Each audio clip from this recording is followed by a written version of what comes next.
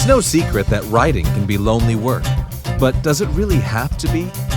Whether you're full-time, part-time, or just starting out, you'll get insights into the tricks, tips, and production habits of writers from every level of the biz. From best-selling authors to those launching their first novels, you're sure to be in the company of friends as we encourage great writers to divulge and share their secrets. This is the Great Writers Share podcast with your host, best-selling author, Daniel Willcocks. Hello and welcome to the Great Writers Share podcast with me, Daniel Willcocks, where every week I invite some of the friendliest and most hardworking writers around today to join me on the show and discuss everything that makes them tick, roar and bounce. This is my first episode back since the little hiatus. I've been away for about, I think it was the end of November that the show went on a little break, and Christmas has happened, 2019 has happened, and I am now in 2020. I'm not sure where my guest is today, but we are joined today by Luke Kondor, who is a previous guest of the show and one of my favourite people of all time. So, hello, Luke. Hello. So it's been a hiatus. I always feel like that's more of a low-atus. Like it's... no, it's a terrible joke. Sorry. No, I mean, it wasn't that long, so it could be a low-atus. But yeah, I think, as I mentioned in that episode there, the end of 2019 was an interesting one for me. And although lots of things went right, there was a bit of a personal shift, I guess it's fair to say, towards the end of 2019. And that's all hopefully closed up, looking good, and back to deliver some episodes. I think, like I said there, mental health seems to be quite a key issue with a lot of things at the minute. And I'm not sorry at all for taking a few weeks off to prioritise the things that I needed to, but I did miss doing the show. I really did. And like I was saying to you just before we actually came on the air, as one of my first guests, actually the first guest on the show, I thought it would be prim and proper to bring you back to introduce what will be a bit of a different show this week, in that the format will be a little bit different because we're going to talk a bit more just loosely around goal setting, how we look ahead to what we want to achieve in 2020, and potentially some systems we put in place to get there. How's that sound to you? Yeah, it sounds good. Like you say, I mean, life does get in the way sometimes. It can't be helped. And I think sometimes it gets worse when we're trying to act as if everything's normal, like trying to do all the weekly stuff that we do, or the writing and the podcasting or whatever. And behind, like underneath that thin surface is like a crumbling world. Volcanoes are going off, everything's dying, and the shit's hitting the fan. And you just need to sometimes admit that maybe things aren't normal, and you need to take some time to normalize again. It's very easy, like you say, to get caught in the rat race, just the things that you always do. And yeah, definitely stopping and just taking that step back, giving yourself a bit of space, a bit of perspective, and just working out how to make things easier for yourself, because you can dig yourself into holes very easily, and then sometimes you just got to pop your way back out. Yeah, it's weird because sometimes with goal setting especially, I think people can be really rigid with them sometimes. And is it worth pushing through those sort of painful, months or weeks or whatever, to try and get the goals completed? I don't know if it is sometimes. I mean, maybe. We always hear stories about success stories where they push through everything. What was that? The book you lent me? David Goggins. Can't Hurt Me. Yeah. I mean, that's the guy who pushed through everything to get these. I was thinking about there were 1,000. No, he did like 24,000 pull-ups in 24 hours or something ludicrous like that.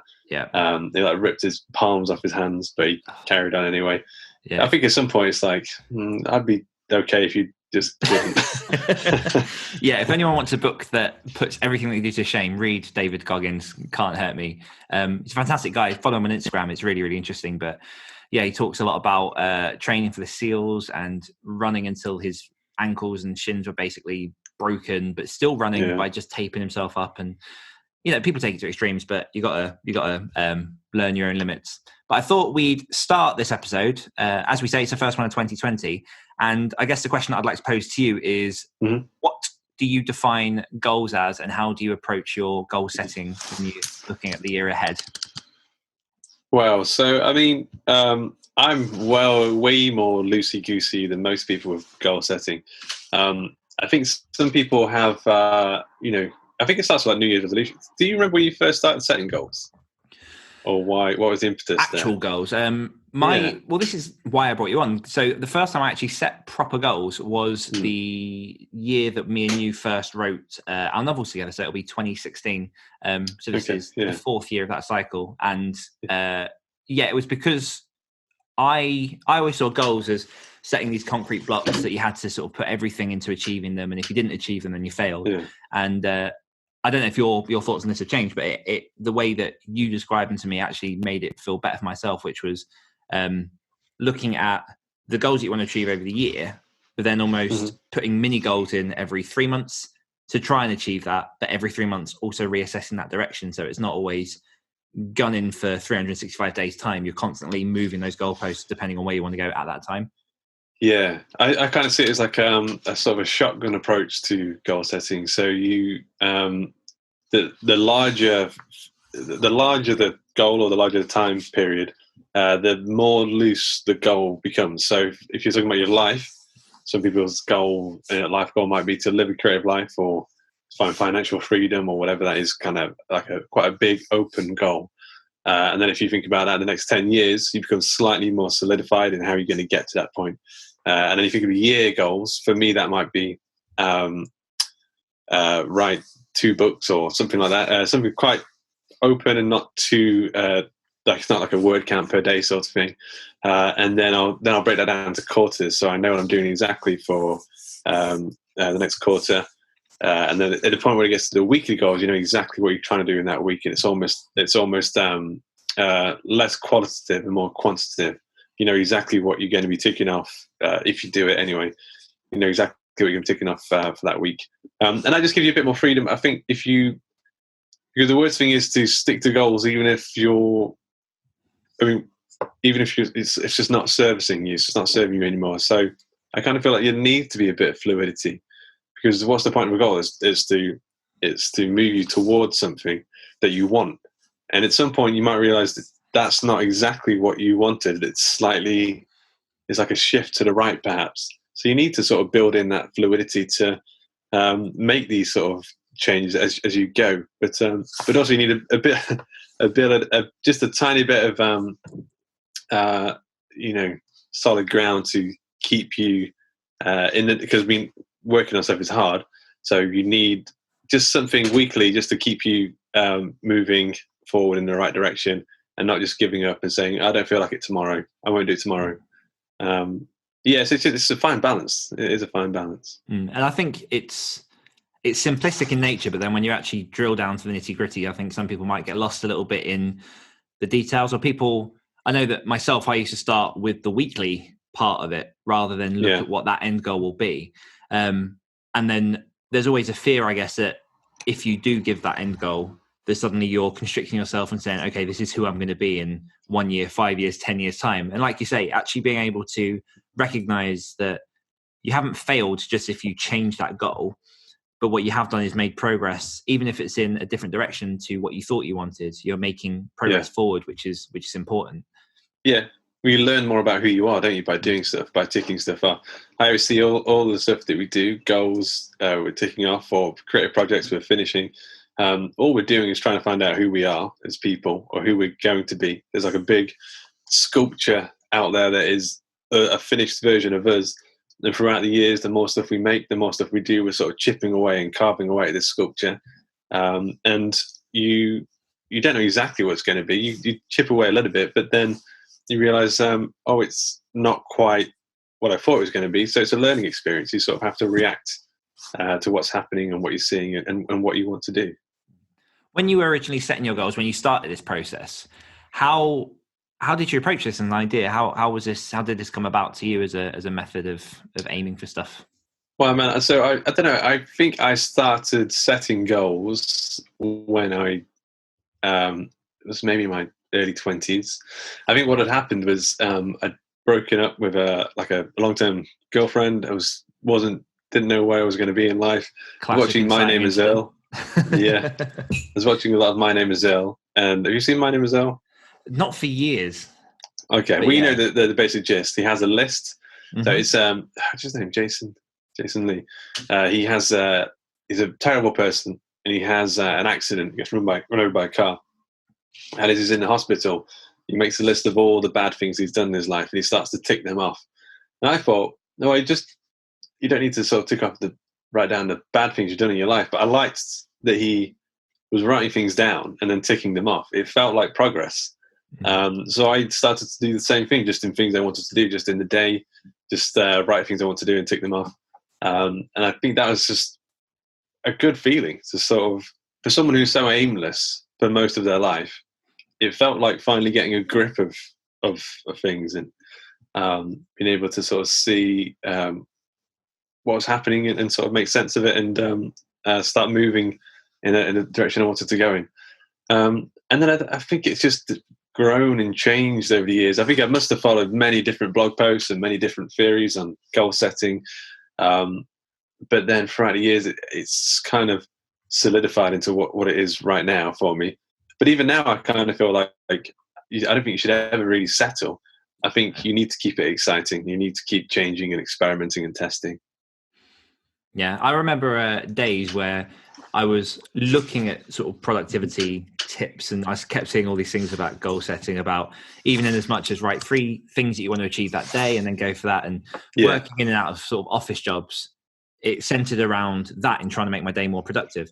And I think I remember looking at these tips and just thinking, yeah, I could do that, but that seems like effort, even though it's just writing 3 things down. It was something that I never understood how useful it would be to actually have that as part of what you did each day.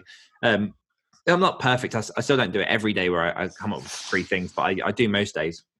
But like you say, the minute you write them down, there is a sense of accomplishment that comes with ticking them off once you have achieved them, which again was something that seemed, I don't know why I was so resistant to it, but it seemed ludicrous to be like, oh, if you tick something off, you feel like you've achieved it. But when you get to a point, particularly after you leave school and education and you're responsible for your own actions and your own successes, then it really becomes a thing of, okay, that's you being accountable to yourself, if no one else. And if you can hold yourself accountable to yourself, then that's kind of, for me anyway, the strongest way that I found that I can move forward. Yeah, I think it gives you sort of a proactive approach to your own life. Like if you writing down things in the day, because most of the time we go to work and we just react to whatever's happening in the office that day, the emails that are coming in, and there's loads of stuff that you kind of feel like I'd like to do stuff to improve or study or change things, but that never happens if you're being in that reactive state of mind. You only start to get ahead of things and start to change things and how you want it to be when you start to get proactive and start to write down stuff you want to do and take them up. I mean, it's weird. It's like setting GPS coordinates, and just because without the GPS coordinates, you have no idea how to get to the place you're trying to get to. Like someone says, meet me in London, and you're in Manchester, and you're just sort of finding your way around, taking a few wrong turns to get there. But if you just set the GPS coordinates, you know exactly what you want to do. You write it down, and you go, that's the direction, and I just need to go in that direction. It's I don't know. It seems like such an obvious thing, but it is a little bit woo-woo in some ways. If people don't do it, then I can see why it might be a bit like, look at you trying to improve yourself. What are you doing? I think that's the thing I found really interesting, and I guess we're going to we'll jump in all directions during this conversation, because I mean, goal setting is quite a broad thing, but when it comes to knowing what you want and being able to write down what you want, you are met with resistance, and there'll be people around you who either scoff at the efforts you're putting in or just not so much look down your nose, but people that don't do that then judge you for the fact that you're doing that. And I mean, I've had that with a few people who have looked at sort of my line of work and how I've kind of come on my author journey. People at the beginning, it was like, oh, it will never happen for you because of whatever odds. And obviously me and you're at a point where we've published books, we're successful in our own rights. And the people originally, I can now look back at them and go, well, their negativity was due to their own inner critic of what they should and shouldn't be doing. And they were just projecting that onto someone else. And it's sometimes difficult to take responsibility for your own direction. But I think it can be as simple as coming up with at least one thing that you want to achieve in the year, which I think back in 2016, that was the one thing that I wanted to do, was write that novel with you and actually get a full-length novel out, which we obviously did in 2017. And that happened. So, yeah, I think being responsible. It's weird, isn't it? It's like, there is the woo-woo side of it where it's like cosmic ordering. Like someone's putting an order into the universe and they want it to happen, and then the universe makes it happen. And the secret is based on the idea that if you think about something that you want enough, you write it down, then the universe will make it happen. I think what's actually happening is, and I think there is an element of truth to it, but I think what's actually happening is knowing exactly what you want just forces you to make lots of teeny tiny decisions in your life. Go to bed earlier so you can get up the next day to write a bit more. Write down some goals for the next day, the next week. Lots of teeny tiny decisions. Read a certain book on a certain subject because you know you're going to be writing around that subject at some point. Lots of teeny tiny decisions that will move you towards that end goal. So it's not the universe that's giving it to you, but saying, I want this from the universe and thinking about it a lot does, in a way, get you to the same result. It's training your mind. It's the same way that if you're looking to buy a car and you suddenly want a Peugeot, you suddenly notice all the Peugeots that are going past because you've given yourself specific instructions to say, this is what I'm looking for. And your brain adapts in a way that it actually starts looking at ways to make that happen. I mean, we're at the beginning of 2020. This episode will air on the 17th. So we're kind of halfway through January by the time this goes live. Hi, future Dan. But hey, what is your viewpoint on New Year's resolutions? Because obviously you plan, you have goals. Do you look at New Year's resolutions? What's your opinion on those? I have themes, so not so much New Year's resolutions. I tend to sort of work on themes on those sort of bigger scales. So for 2020, I wrote down. This is going to sound kind of lame, but I mean, you know, whatever sort of gets you moving in the place you want to go. Be a creative powerhouse. Mm-hmm. That sounds really lame. That sounds good. I don't know. I don't think it does. A creative powerhouse. It's like you're going to slam people in the face with brushes. Yeah, but I mean, so what I see that as meaning is sort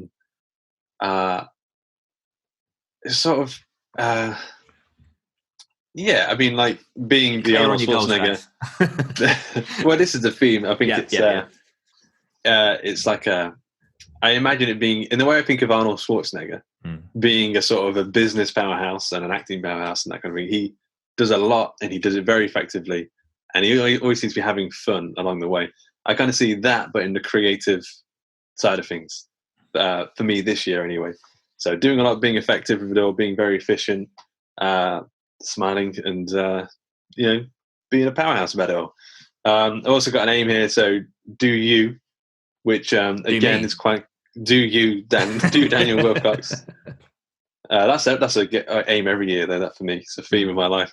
But no, do you? So in the sense of I think last year I found myself pushed off the path that I wanted to be on because I saw other people doing other things and thinking that's what I should be doing more of what they're doing, which is we all do it every now and again. I think Joanna Penn calls it comparisonitis. Yes, where you see other people's things and you think, I want that, like a baby with a toy or something. But I think just reminding myself that, like, look, everyone's on their own little path. That's fine. Just stick to whatever. Like I pretty much know where I want to go with all this stuff that we're doing. So I just need to remind myself that this is the way I'm going, and that's fine. Mm-hmm.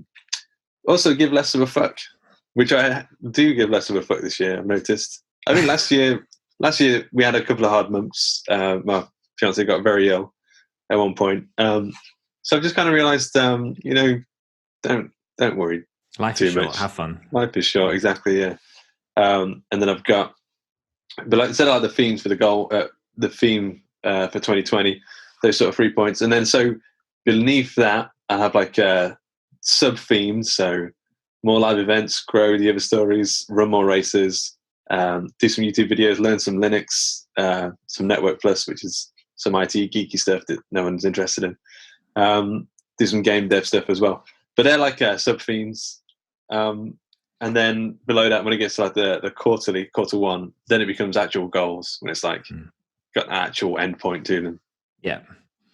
I mean, it was crazy then. Quite a few of our themes are quite similar.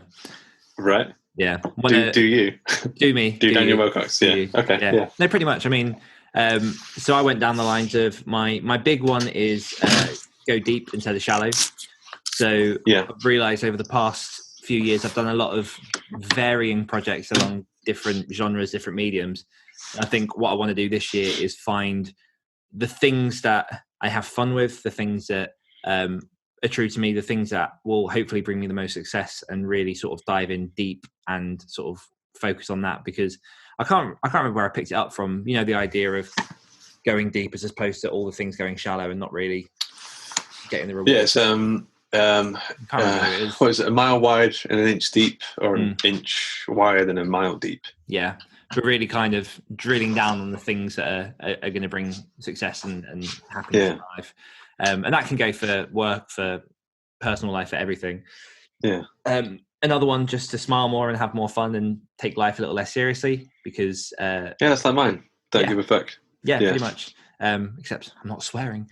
And I like to swear as much. That's another theme. Swear more. Swear more. Swear fucking more. And my final one is to give more. So just one thing that I've learned over the past few years about myself is that I spent a lot of time focusing on me. Yeah. And now I want to sort of give back and not worry too much about if, I don't know, like I'm buying a friend a drink, or if I'm like helping someone out, or just sort of actively trying to bring happiness to others. And today was actually a nice little example of that, in which I bought the older man behind me in the coffee shop his drink, and it made him very, very happy, because he had an appointment later that day at the hospital and he was dreading it. So he liked the fact that someone was nice to him. Wait, how did that come about? What? So you saw him, a random guy. So I was paying for my drink. No, I was paying for my drink, and then he joined the queue behind me, and I just said, "I'll take that and whatever this gentleman will have." And luckily, it was an Americano, so it was quite cheap. It's like, oh yeah, I'm buying this table of my 20 family over here, which I would have committed to. It would have been fine, but yeah, I think just as a broad theme, helping others, giving to others a bit more. And that feeds a little bit into this podcast as well, and really sort of knuckling down on bringing value to the listeners and to the patrons and anyone that kind of wants to benefit from the show. So they were my... So the reason I'm flicking through my notebook is because you just reminded me of something I wrote down. Something... okay, so this is from... Brian Francis Slattery. Be careful that the scar doesn't swallow you whole, or that the splinter doesn't pin you down. If you're feeling trapped, empathizing as fully as possible with the concerns of others could be what sets you free. And I think that's so true. When you're feeling stressed or whatever, if you just sort of focus on other people and try and help them, try and sort of sympathize with the struggles they're going through, and like, I feel like giving people writing advice, trying to help people with their publishing business and stuff. It always feels good when you know it's sort of is helping. I mean, I need to buy more people more coffees, I guess. But yeah, that just reminded me that I wrote that down yesterday or something.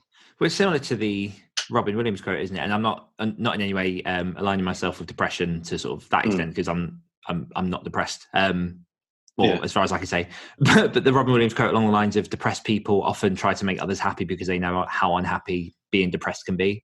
I'm paraphrasing, but that kind of sentiment. But like you say, in that situation, giving to others to provide them with the happiness that other people might lack, I think there's just a lot of negativity in the world right now, and I think I want to just do my bit to alleviate some of that and make things better. But again, these aren't for me strict goals; these are just themes, and then particularly with the giving one and certain other things, I've now got myself a little journal. So to proactively write these things down and to keep on top of all the things I'm doing today, my process is I have a journal that I write in for 3 minutes in the morning, 3 minutes in the evening. And within that, one of the questions is... There's longhand. Writing it. Well, it's actually, I'll put a link to this in the show notes, but it's called the 6 Minute Journal, and it has sort of prompts, and it's all quite nice. It's a really... The white book. It's kind of like silver, like silver grey. And one of the questions in that is sort of, how have you helped others during the day? So I'm using that as a trigger to make sure that I'm doing something. And then every morning I've now got a new whiteboard, which I'll specifically list the 3 things that I want to achieve in that day. And that's kind of my granular part of that. Well, my granular part of it is something that you got me doing. The bullet journal. Yeah, a year and a half ago. This is my one for Quarter 1, 2020. Can you just read the title of the front of the book, just for people on audio? Yeah. Here Be Bangers. Mm-hmm. Notes and stuff, 2020 Q1. So this book is full of bangers, but it's mainly actually just the day-to-day. So, I mean, you know how bullet journals work, I'm sure. Q1 goals, launch 1 to 5 million. That's a non-fiction book I'm working on. Pod UK, which is a podcast convention. TOS mini course. I guess we'll maybe talk about that today. I don't know. Yeah, we can jump on that. Launch. It's just a TV option update. So I need to speak to some people about a thing. Mm-hmm. Tax returns. That's always important. If you're running things and an exam I want to do. Nice. Yeah, man. What were you saying? Themes and goals. So, what would you recommend to people who haven't seen the other side of what goal setting looks like, don't really know where to start? How would you advise that they look at beginning? And I don't know, maybe you've got a couple of resources or books or people that you could point in the right direction of that could help people who really want to make 2020 their year. I would recommend a couple of things. I mean, the bullet journaling is good. I mean, I was doing something similar, but not quite like this before. And yeah, I'd recommend. You don't bullet journal anymore, do you? I go through spells, but okay. But the thing you're doing on the whiteboard is a similar thing, writing down the 3 things you want to do that day. So I think bullet journaling, or just doing like you said, just write down 2 or 3 goals a day that you want to do. Small. It could be as small as write 20 words, or as large as you want them to be. Make them achievable, I think, is the thing. And also tend to have something on there that you don't want to do, in the sense of there's normally always something in our lives, some admin, tax return, some accounting thing, or tires on the car need changing, or something like that. You just keep putting off because you keep thinking, I just don't want to do it, so I'll do it tomorrow. Try and tick one of those off every day, because they will give you so much peace of mind knowing that it's sorted and that you don't have to worry about it, because it all takes up like mental bandwidth. It's all there lingering underneath, stressing you out when you're not expecting it to. Well, so I guess journaling is a big one for me, because I feel like that it's like a daily brainstorming session, a daily catch up with yourself, to sort of remind yourself who you are, what you're doing in the world, and what you want to be doing, and also just making notes of the day so you can look back and see what you've been up to. And if you're doing that, you can kind of tell if you're doing the wrong things. You can sort of see, I didn't eat a salad for lunch 3 times this week, or I've not been doing that. So that you can sort of catch up with yourself and say, okay, I need to change that. Journaling and bullet journaling, the big ones, I think. Yeah. I've got a few points here of things that potentially could be worth just people bearing in mind or looking at, depending, because I'm thinking about the people that are just literally this is a whole new world. Obviously there'll be people out there exposed to some of this, but one thing that you brought up that was quite big for me was making it achievable. So for people who have or haven't heard of SMART goals, if you're interested, look that up, because seriously massive, achievable, really tangential and sexy goals. Yeah. Pretty much. Yeah. Okay. So SMART is, do you know what the SMART acronym actually is? Seriously massive. No, it's secular. Specific. Yeah. So know what it is you want, get very down to the detail, not just a general, I will get fit. You could say, I want to lose 16 pounds or something along those lines. Actually. Measurable. Yes. Yeah. We're all there. It's just happened that Christmas has just passed. Measurable. So again, actually put in specifics of how you can measure it. Don't just put something loosey-goosey like, I want to feel happy. How do you measure your happiness? Achievable. Make sure that it's something you can actually do. It's more likely that you'll lose half a stone in a month than it is that you'll lose 5 stone. Realistic and achievable. I feel like I probably got one of those wrong. look it up, and T, which is T is the big one for me. T is time bound, and that's one of the biggest things that when I actually started taking writing seriously was what I'd probably say one of the biggest contributing factors to me getting anything done. And part of the reason for me of us writing together and having that accountability and saying that we will achieve this by this date, and it might be arbitrary, and you might not actually have anything binding you to that date, and it could be pushed back. But if you actually just set yourself a date, you'll be surprised by how powerful that is and how much that can fuel you towards actually finishing the thing that you started. Yeah. Do you have any additional comments on that before I go to the next one? Yeah. Well, I mean, like, I guess building in some sort of accountability, that was a big thing for that, wasn't it?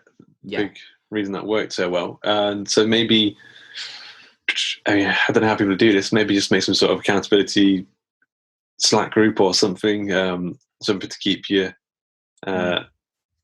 working in the right direction. So one thing that I've seen recently, just going a bit further down that thread, is there's a person that I know who lives where I live. Follow her on Instagram, and one thing that she started doing this year is documenting her mental health every day. So she's trying to find ways to make her feel better, identify the triggers that are making her feel worse. Yeah. And every day since January, it's been day one of documenting my mental health, a picture, and then just 1 or 2 lines of how she's been feeling, what's been going on. And although it doesn't get many responses, it's one of those things that I kind of see every day. And I'm like, that's really powerful that she's actually committing to doing this, to making herself visible. So you're not hiding from the world if you've got any insecurities in trying to achieve what you're achieving. I think one thing that I started doing quite early on in my writing career was posting for my friends to leave me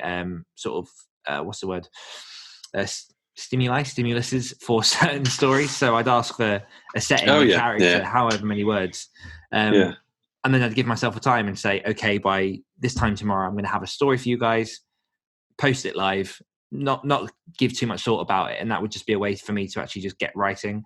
And I know that's what you did with your original podcast, was using that kind of as an accountability forum to create. The 7-day story challenge.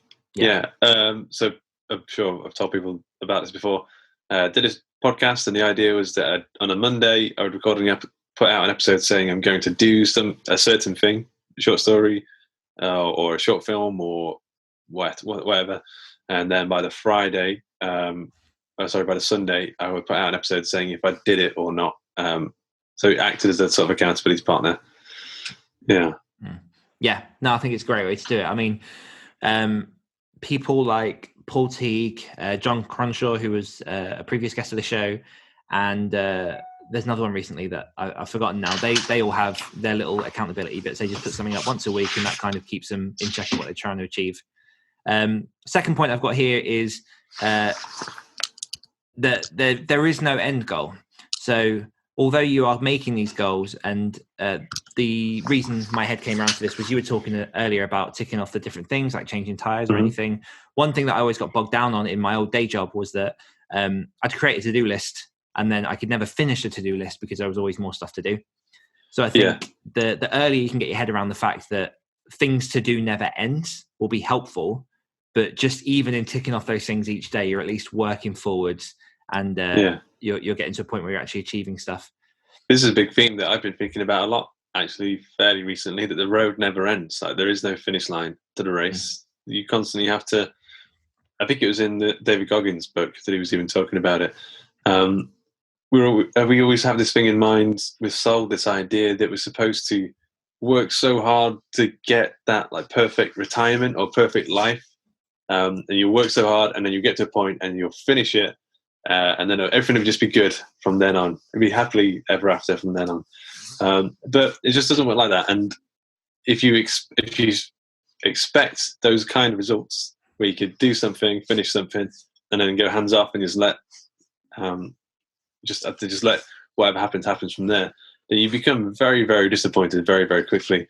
So just expecting that there is no finish, that all you can do is put as much effort as you can in and take pleasure in what you're doing in the day to day.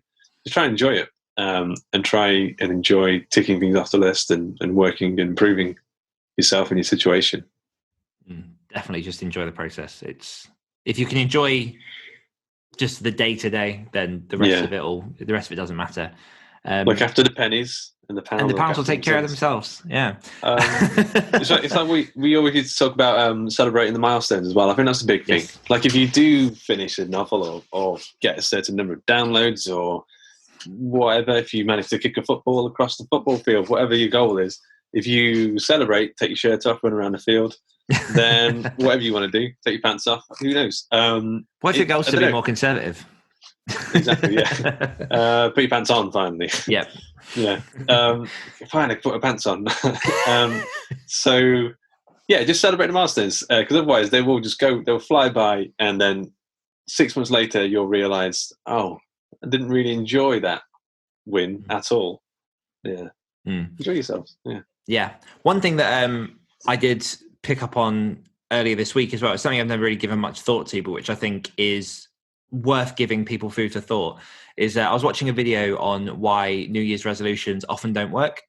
And it's a principle which I've seen used sort of just in general with self-development and goal setting and everything else. And it's something that I know that this might, I believe that this will resonate quite strongly. When people set New Year's resolutions, you're imagining a future person who you're going to be. Yeah. So you are projecting all of the things that you want onto this future version of you.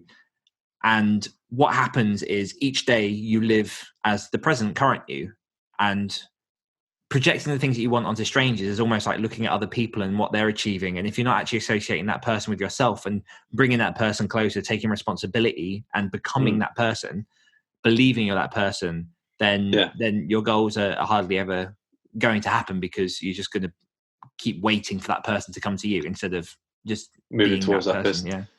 Yeah, I think you're right. It's kind of your impetus to create the change. Like it's not going to happen on its own.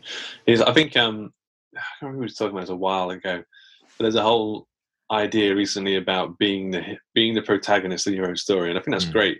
Because if you're thinking about a story, things happen. The protagonist does something and moves towards. They try and they succeed or fail, but they learn something about themselves and the world at the end of the story, and then you go on to the next story.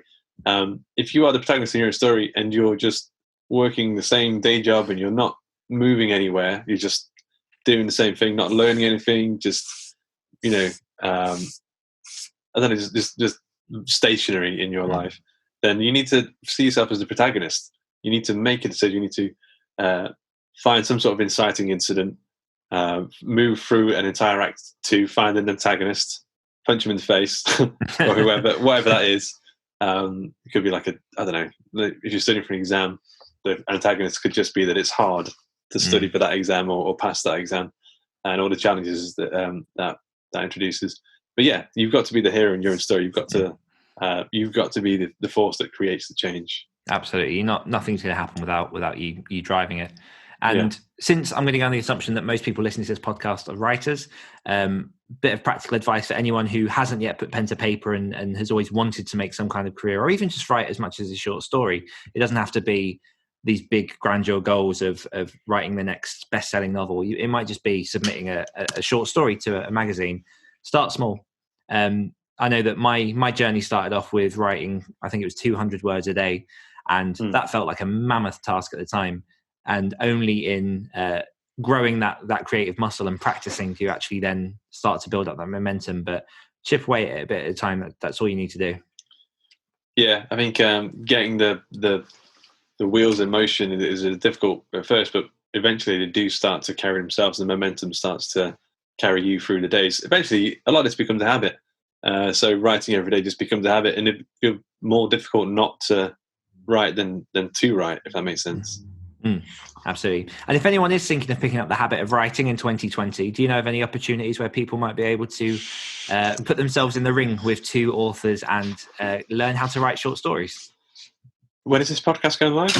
The 17th, so it'll be the day of. Ooh. Or no, the day before. No, the Sunday. It's 19th, isn't it? 19th, yeah. So So there might still be spaces. There could be like 1 or 2 spaces left on the writing short horror stories mini course that me and Dan are doing. We've only done it twice before. But both times, I think everyone's had a good time. Everyone's produced work that they're proud of, and they've created their own creative habits. So what are we doing? We're taking people from coming up with a story idea, writing the first draft of the story, editing it, polishing it, looking at the horror marketplace and where they can sell it to, where they can submit the story to. Past students include Jon Cronshaw, who's written on our the Stories podcast, and he's written for other places now, and he's got a novella in the works and that kind of thing. Yeah. David Hines, who's a current patron of this show. So hi, David. Yeah. Loads of people have written for it. It's a good course, and I'm quite happy with it. I've done a lot of workshops and other creative courses that I've just always felt like they just don't. I don't know. They seem to be a little bit hands off for my liking. Like this course because it feels like we are really hands on, and it takes a lot out of me. Anyway, I don't know about you. Absolutely. Be this focus for this week. Yeah, I mean it's we're not overly it wasn't my intention to plug the course, but obviously the opportunity is there for anyone that does want to get involved. And yeah, it's a week-long course it's run through Facebook. We have a private Facebook group. We have videos where we'll sort of take you through certain things that we want to achieve each day, and it actually uses some of the principles we've been talking about in terms of just particular things to achieve each day to work towards that final finished story. And yeah, we've had a couple of cohorts of people on board who have come out the other side. Not necessarily all horror writers either, but people who have come up with a solid story at the end that they're happy with. And we're incredibly active that week, sort of jumping in and just answering comments and helping people. So if you do want to get involved and there are places left, then I'll put a link in the show notes. Jump on over and get involved. Cool. Yeah, man. I'm looking forward to it. Yeah, it's going to be fun. Yeah. So 2020, that's where we are now. Mm-hmm. That's when this is going to publish. I think we've got a lot of work ahead of us to make this year as fun and as successful as the last. Definitely. But yeah, we're not going to do the. Oh, I tell you what, we do need to do just quickly is I do have a question from one of my patrons, which is Jenn Mitchell. And right. we've kind of addressed this a little bit, but it might be worth just if there's anything additional to say on that, which is when planning your goal setting for the year, do you leave room for unexpected opportunities that might pop up? My answer is last year I did not, and I suffered because of it. Well, you suffered because you didn't leave room for other opportunities? No. I was I booked up everything sort of to the letter, and then when certain additional things came up or certain things fell through, then I didn't account for those very well. So this year I will. Okay. Yeah. I think I like to leave a little bit of room open for serendipity. I think that's why I like to not make solid goals for the next quarters. I like to get to the end of this quarter and then look at the themes of the year and what I want to do. Look at the opportunities available as well, and then see how I want to progress from there and make some solid goals. So it may be serendipitous at the time, but at some point you do have to make something clear and make a smart goal out of it, and then work towards it. Yeah, I think it's always, it's a classic phrase, and it's always better to under-promise and over-deliver than it is to over-promise and under-deliver. And even if that's to yourself, that's you should treat yourself how you want to treat others as well. So yeah, definitely try and give yourself just those pockets of breathing room. And your method works, Luke. I've been using it for a few years now, and it's solid. So the Kondor method, trademark. There'll be another course for that soon. Fantastic. Well, I think that's a good place to stop. Is there anything else you want to say to the audience before you head off on your merry way? No, not really. I think other than to say that I think we should all give Dan a big hug and a big nice welcome back, and listen, share the podcast, and celebrate the wonder that is Dan Willcocks. And same to you. And I will also add a quick thank you to everyone that did send messages over the past few weeks and just reached out to me. It's meant a lot. So thank you, everyone. And to everyone listening, get your asses in the writing chair, get on going, and welcome to 2020. And I will see you next week. There we go. Thank you for listening to this week's episode of the Great Writers Share podcast. Don't forget you can get early access to every episode of the Great Writers Share podcast and the chance to ask upcoming guests any of your questions just by becoming a patron of the show. All you need to do is visit www.patreon.com/Great Writers Share and support the show for as little as $1 a month. One more time, that's www.patreon.com/Great Writers Share. Until next week.